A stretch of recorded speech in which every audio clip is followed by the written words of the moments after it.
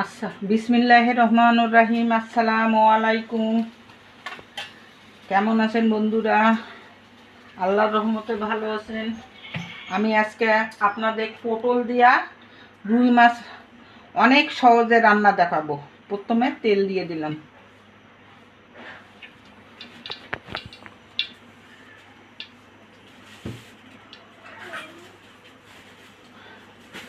তারপরে পেঁয়াজ কুচানো দিলাম 1 কাপের মতো।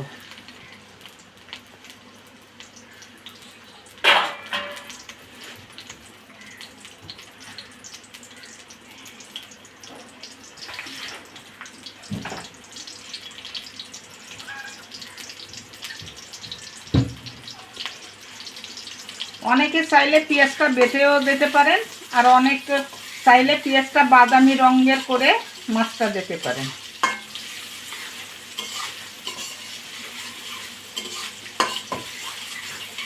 যারা ব্যাচেলার তারা পেঁয়াজটা কেটে দিয়েন।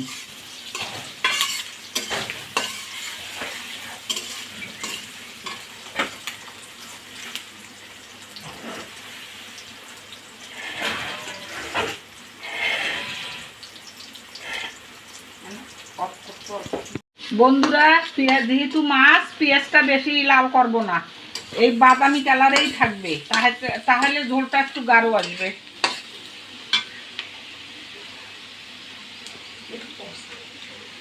এখন মাছটা দিলাম।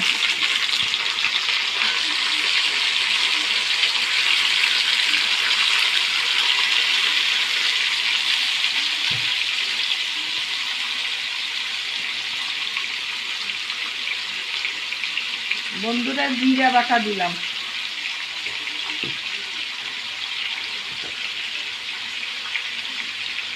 লবণ পরিমাণ মতো দিলাম,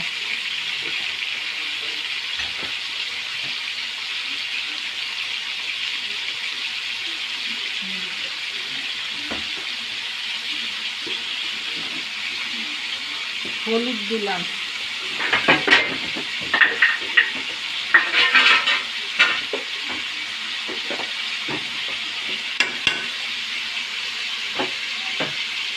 কাঁচা মরিচ বাটা দিলাম। বন্ধুরা, আপনারা যাই যেমন ঝাল খাবেন সে তেমন মরিচ দেবেন।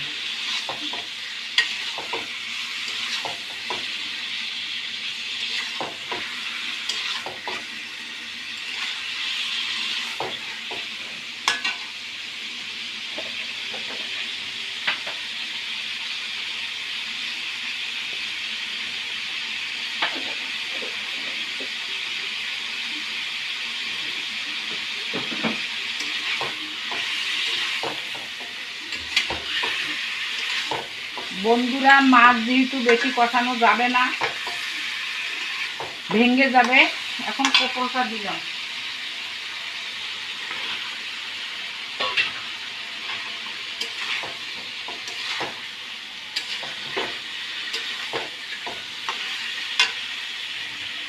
বন্ধুরা, পানি দিলাম।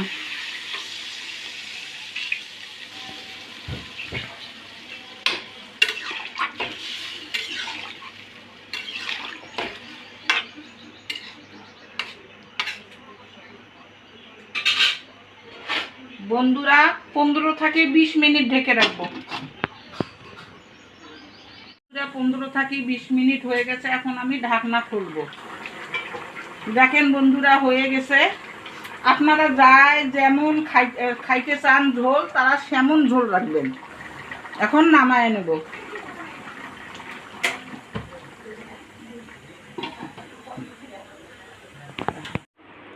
আসসালামু আলাইকুম বন্ধুরা, কেমন আছেন? আশা করি সবাই ভালো আছেন। ধৈর্য সহকারে রান্না দেখার জন্য ধন্যবাদ।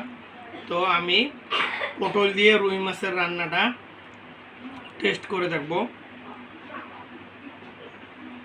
নিত্য নতুন রান্না পেতে আমাদের চ্যানেল সাবস্ক্রাইব করে পাশে থাকবেন। আর এই রান্নার প্রসেস অনুযায়ী বাসায় রান্না করে খাবেন, তাহলে এর স্বাদটা বুঝতে পারবেন। নতুন নতুন রান্না।